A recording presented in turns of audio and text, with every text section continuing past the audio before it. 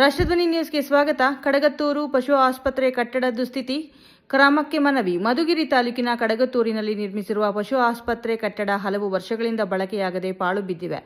ರೈತರು ಮತ್ತು ಪಶುಪಾಲಕರ ಅನುಕೂಲಕ್ಕಾಗಿ ಈ ಕಟ್ಟಡವನ್ನು ನಿರ್ಮಿಸಲಾಗಿತ್ತು. ಆದರೆ ಇದುವರೆಗೂ ಸಾರ್ವಜನಿಕ ಸೇವೆಗೆ ಕಟ್ಟಡವನ್ನು ಬಳಸಲಾಗಿಲ್ಲ ಎಂದು ಆರೋಪಿಸಲಾಗಿದೆ. ಕಟ್ಟಡವನ್ನು ಅಕ್ರಮವಾಗಿ ಮದ್ಯದ ದಾಸ್ತಾನು ಮಾಡುವ ಗೋಡನ್ ಆಗಿ ಬಳಸಲಾಗುತ್ತಿದೆ ಎಂಬ ಆರೋಪ ಕೇಳಿಬಂದಿದೆ. ಈ ಹಿನ್ನೆಲೆಯಲ್ಲಿ ಸಾರ್ವಜನಿಕ ವಲಯದಲ್ಲಿ ತೀವ್ರ ಆಕ್ರೋಶ ವ್ಯಕ್ತವಾಗಿದೆ. ಜೈ ಭಾರತ ಯುವ ಸೇನೆಯ ಪದಾಧಿಕಾರಿಗಳು ಈ ಕುರಿತು ಅಧಿಕಾರಿಗಳ ಗಮನಕ್ಕೆ ಸೆಳೆದಿದ್ದಾರೆ. ಅಧ್ಯಕ್ಷರಾದ ಕಾರ್ತಿಕ್, ಚಂದ್ರಶೇಖರ್, ಕಾಂತರಾಜು, ಸಿರೀಶ್ ಹಾಗೂ ಮಧುಸೂದನ್ ಮನವಿ ಸಲ್ಲಿಸಿದ್ದಾರೆ. ಮಧುಗಿರಿಯ ಮುಖ್ಯ ಪಶುವೈದ್ಯಾಧಿಕಾರಿ ಜಗದೀಶ್ ಅವರಿಗೆ ಮನವಿ ಸಲ್ಲಿಸಲಾಗಿದೆ.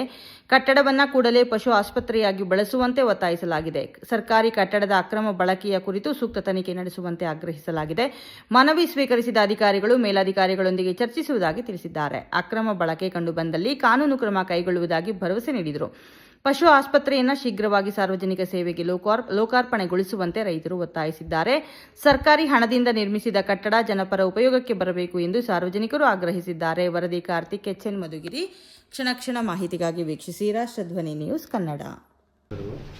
ಈ ದಿನ ಜೈ ಭಾರತ್ ಯುವ ಸೇನೆಯವರ ಕಡೆಯಿಂದ ನಮ್ಮ ಮಧುಗಿರಿ ತಾಲೂಕಿನ ಕಡಗತ್ತೂರು ಗ್ರಾಮದಲ್ಲಿ ಸ್ಥಾಪಿಸಿದ ಪಶು ಆಸ್ಪತ್ರೆಯ ಕಟ್ಟಡವನ್ನು ಇದು ನಮಗೆ ಹ್ಯಾಂಡ್ ಓವರ್ ಮಾಡಿದ್ದು ಇಲ್ಲಿವರೆಗೂ.